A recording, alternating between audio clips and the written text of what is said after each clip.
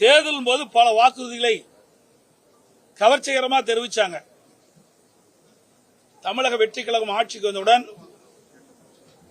என்னென்ன திட்டங்களை நாங்கள் நிறைவேற்றும் என்ற அறிவிப்பெல்லாம் வெளியிட்டாங்க. அதுல மாதந்தோறும் குடும்ப பெண்களுக்கு 1000 ரூபாய் கொடுப்பதா 2500 ரூபாயாக உயர்த்தி வழங்கப்படும் என்ற ஒரு அறிவிப்பு,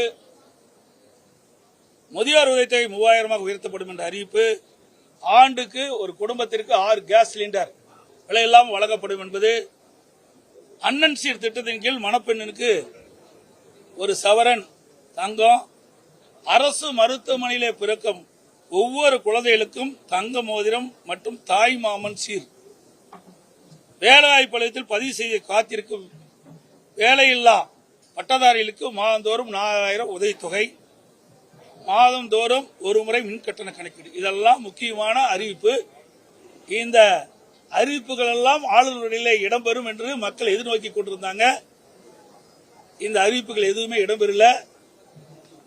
தேர்தல் நேரத்தில் கவர்ச்சிகரமாக பேசி வாக்குகளை பெற்று ஆட்சிக்கு வந்த பிறகு கொடுக்கப்பட்ட வாக்குறுதியை நிறைவேற்றாத அரசாங்கம் தான் தமிழக வெற்றி கழக அரசாங்கம்.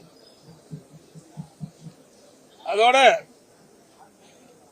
வெற்றி கழகம் தமிழக வெற்றி கழக ஆட்சிக்கு வந்த பிறகு ஆங்காங்கே மின்வெட்டு, அறிவிக்கப்படாத மின்வெட்டு, சென்னை மாநகரம், சென்னை சுற்றியுள்ள புறநகர பகுதி, தமிழ்நாட்டில் பல பகுதியில் அடிக்கடி இரவுல மின்தடை ஏற்படுது. இதனால மக்கள் இரவில் தூங்க முடியாம இந்த இரவிலேயே போராட்டம் நடைபெறுகின்ற சூழ்நிலையெல்லாம் பார்த்தோம். உங்க ஊடகத்திலும் பத்திரிகையிலும் வந்த செய்தி தான். இன்றைக்கு தூக்கத்தை தொலைத்த அரசாங்கம் தமிழக வெற்றி கழக அரசாங்கம் தான். அதற்கு பல்வேறு சாக்கு போக்கெல்லாம் சொன்னாங்க. பீஸ் கேரில் திருட்டு போனதுனாலதான் அடிக்கடி மின்தடை ஏற்பட்டதா சொன்னாங்க. இதற்கு முன்பு திராவிட முன்னேற்ற கழக ஆட்சியில் அணில் அந்த லைன்ல ஓடுனதுனாலதான் அடிக்கடி மின்தடை ஏற்பட்டது சொன்னாங்க. இப்ப புதிய கண்டுபிடிப்பாக பீஸ் கேரி திருட்டு போனதுனாலதான் இந்த மின்தடை ஏற்படுதா சொல்றாங்க. ஆக தமிழ்நாடு முழுவதுமா பீஸ் கேரி திருட்டு போகுது. ஆக இதை சரியான முறையிலே நிர்வாக கோளாறின் காரணம் மின்தடை ஏற்படுகிறது.